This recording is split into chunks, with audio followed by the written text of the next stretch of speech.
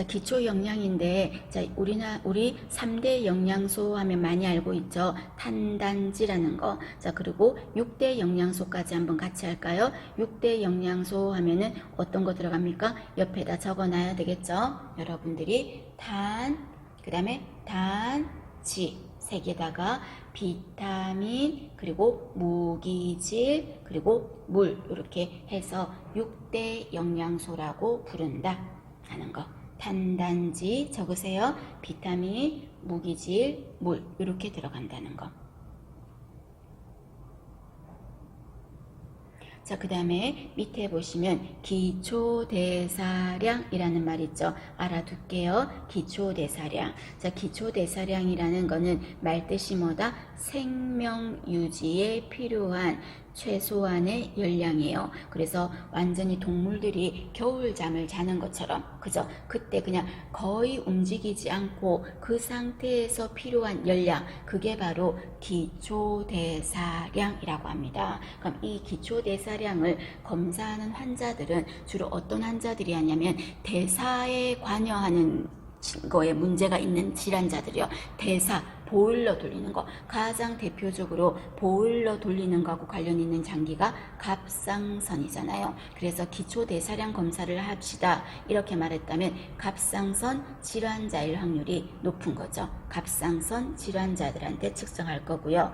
이거는 금식한다 안 한다? 금식해요. 그리고 자면 안 돼요. 자진 않고요. 가만히 누워 있으세요. 가만히 꼼짝도 맞고 누운 자세에서 측정할 거고요. 너무 추워도 너무 더워도 보일러 돌리는 대사작용 검사에 영향을 줄 거야. 그래서 춥지도 덥지도 않은 적정 온도에서 측정을 할게요. 자, 그때 했을 때 어떤 상황에 따라서 어떤 사람은 기초대사량이 높고 어떤 사람은 낮고 하는 게 있다는 거죠. 많이 보기에서 지문에서 많이 봤죠. 자, 첫 번째, 자, 여러분 체표 면적이 크면, 여러분 그 가로에 넣으셔야 됩니다. 자, 체표 면적이 크면 기초대사량은 어떻게 된다? 표시를 화살표로 해도 되고 뭐 증가, 감소라고 표시해도 됩니다. 기초대사량이 화살표 위로 증가하죠. 증가. 그 다음에 남자가 여자보다 어때요? 기초대사량이 증가. 지금 가고 있죠? 그 다음에 겨울철이 7번 조심하세요. 겨울철이요. 겨울철에는 춥잖아. 그러니까 내 몸의 보일러를 막 가동을 시키려고 더 노력하겠지. 그래서 겨울철이 여름철보다 기초대사량이 어때요? 증가. 그 다음에 나이가 어릴수록 기초대사량이 증가. 어릴수록 증가. 되셨습니까? 그 다음에 갑상선 기능 항진이 있대요. 그럼 여러분 갑상선 기능 항진이 있다는 말은 보일러 막 돌아가는 거지. 그럼 당연히 기초대사량이 증가.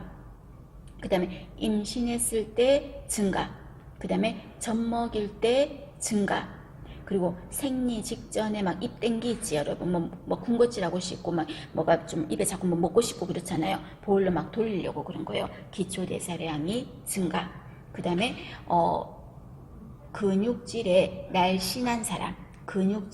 날씬한 사람이 어떻다? 기초대사량이 높아요. 그리고 12번에 보시면 갑상선에서 분비되는 호르몬, 대표적으로 보일러 돌리는 게 뭡니까? 티록신. 이거 기초대사량 올려요. 그 다음에 성장 호르몬, 기초대사량 올려요. 그리고 에피네프린 이거요, 기초대사량 높여요. 그래서 이렇게 이런 경우는 올라가고 이런 거를 여러분 정확하게 구별을 하실 것, 요거는 알아두셔야 됩니다. 되셨습니까? 자, 그 다음에 이번에는 시기 형태입니다. 시기 형태. 자, 시기 형태에서 우리가 수술하고 나면 차유연경일 식사로 한다 그랬죠. 근데 차는 식사는 아니잖아. 물이잖아. 그럼 물 다음부터 식사라고 하면 유동식이 들어가겠죠. 그럼 이때 유동식이라고 하는 거는 표시하셔야 되겠죠. 유동식 적으시고, 자, 유동식은 수술 직후에 1단계 식사가 되겠습니다. 맞죠? 왜? 자, 수술하고 나서 음식을 섭취하는 순서가 어떻게 된다고 금방 그랬습니까? 가스 나오면 보리차 물 주고 그 다음에 유, 그 다음에 연, 그 다음에 경, 일 순서로 준다 그랬죠. 차, 유, 연, 경, 일 순서로 준다고 했지 않습니까? 그럼 차는 보리차니까 식사 아니잖아. 그럼 1단계 식사로 준다면 뭐가 되는 거예요? 유동식이 되는 거죠. 맞죠? 유동식. 그럼 이때 유동식이라는 거는 액체 형태의 음식이거든요. 그래서 1단계 식사로 제일 먼저 쓰는 거고, 그리고 미음이나 특히 맑은 고기 국물 이런 말 많이 나올 거야. 맑은 액체 형태 국물 이런 거고요. 그리고 또 관급식의 형태가 되겠습니다. 관급식 이게 뭘까요? 위관으로 음식물을 넣어줄 때 어떤 형태를 주죠? 액체를 줘야 되겠죠. 그래서 관급식의 형태가 뭐냐? 유동식 되셨습니까? 자, 그 다음에 차유 연경일 할 때 연식이죠. 표시해 두세요. 연식. 자, 연식인 경우는 어떤 특징을 가지고 있다?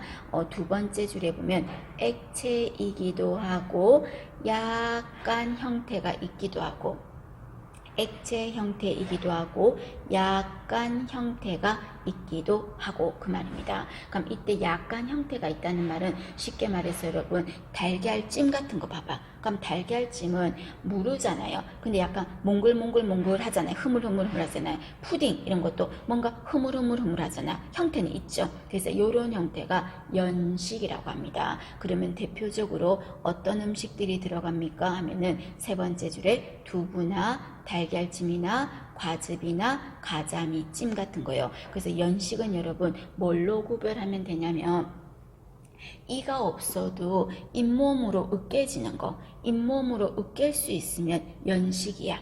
잇몸으로 으깨져서 잇몸으로 내가 먹을 수 있으면 맞죠? 그게 연식입니다.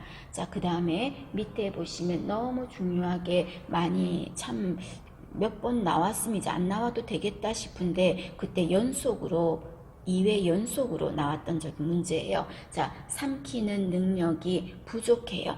삼키는 능력이 부족한 어떤 노인한테 이때 좋은 음식이 뭐냐라고 나왔어요. 그럼 이때 음식은 어떤 게 좋다? 유동식이 아니라 연식입니다. 삼키는 게 힘드니까 연식. 그리고 연식이라고 나올 수도 있지만 뭐라고도 나올 수 있습니까? 연식의 예를 물을 수 있겠죠. 연식 중에서 해당되는 식품을 제시를 할 수 있겠죠. 뭐 연두부라든지 가자미찜이라든지 금방 말한 두부라든지 달걀찜이라든지 그런 식으로 나올 수도 있겠죠. 결론은 삼키는 능력이 부족한 환자들한테는 어떤 식사가 좋다? 연식이 좋다. 되셨죠? 연식, 연두부, 순두부 뭐 이런 것들 떠올리세요. 그 다음에 차유, 연, 경 나왔죠? 경은요 다진 음식이야. 다진 음식, 경식이라는 거 적어두세요. 다진 음식. 그래서 우리가 볶음밥 한다고 야채 같은 거 토닥토닥 다지죠. 이런 다진 음식은 경식이라고 합니다. 일반식은 그냥 일반식이지. 아무거나 뭐 튀김도 먹고 다 치킨도 먹고 이런 게 일반식인 거고요. 되셨죠? 그래서 이런 거는 식이 형태는요. 예를 물어볼 수 있어. 다음 중 연식에 해당하는 것은 이렇게 식사 형태 그런 거를 물어볼 수도 있고 그 다음에 이런 특징을 말하면서 이때 특징을 가진 시기가 뭐냐 이렇게 물어볼 수도 있고 그 중에서 가장 많이 물어보는 거는 유동식과 연식이 되겠습니다. 유동식과 연식 중요하죠. 그 다음에 밑에 보시면 여러분 제가 이양식이라고 하나 적어놨어요. 참고. 자, 이양식이라고 적어두세요. 이양식. 자, 우리가 변 중에서 태변에서 정상변으로 넘어가는 중간 단계의 변을 뭐라고 합니까? 이행변이라고 하죠. 이행변. 맞죠? 그럼 이양식이라는 건 어떤 거냐면요. 환자가 회복이 점점 됨에 따라서요. 일반식으로 넘어가기 전에 모든 단계의 식사, 그러니까 일반식 그 전의 단계, 앞 단계 식사들은 전부 뭐라고 한다? 이양식이라고 하겠습니다. 되셨습니까? 그럼 우리가 아까 조금 전에 차유영경일이라고 했잖아요. 차유영경일. 그럼 일반식으로 넘어가기 전 앞단계, 이 모든 앞단계는 뭐라고 부른다고요? 이양식이라고 부르겠습니다. 참고로 하나만 봐주세요. 이양식은 일반식 앞단계다. 일반식 앞에 있는 단계는 모두 다 뭐라고 한다? 이양식이다. 이렇게 생각하세요. 자, 그 다음에 우리 3대 영양소 할 때 여러분 탄수화물 대표적으로 들어가죠. 자, 탄수화물은 권장량이 한 100%를 쳤을 때 한 65% 정도가 탄수화물이 필요해요. 그래서 탄수화물을 너무 안 먹어도 안 돼요. 너무 안 먹어도. 왜? 탄수화물은 1번 보세요. 모든 조직에 뭐가 된다? 에너지원이 될 거거든요. 에너지를 내는 가장 대표적인 공급원이 뭐다? 탄수화물이거든요. 특히 어디에는 이 탄수화물 포도당이 꼭 필요하냐면요. 뇌세포. 뇌세포에는 포도당만이 에너지로 쓰여. 지방 이런 거 안 써요.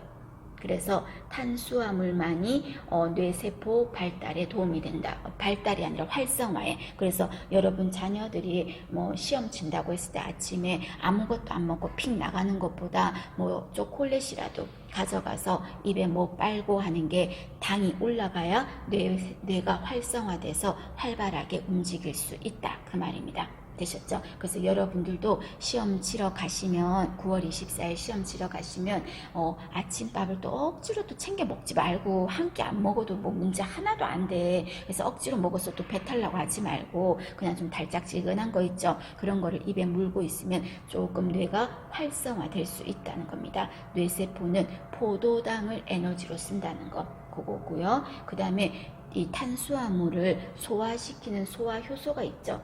탄수화물 소화시키는 효소가 뭐가 있죠? 침에서 나오는 뭐죠? 적으셔야 되겠죠? 침에서 나오는 것 중에서 탄수화물 소화시키는 게 프티알린이라는 거 있잖아. 프티알린.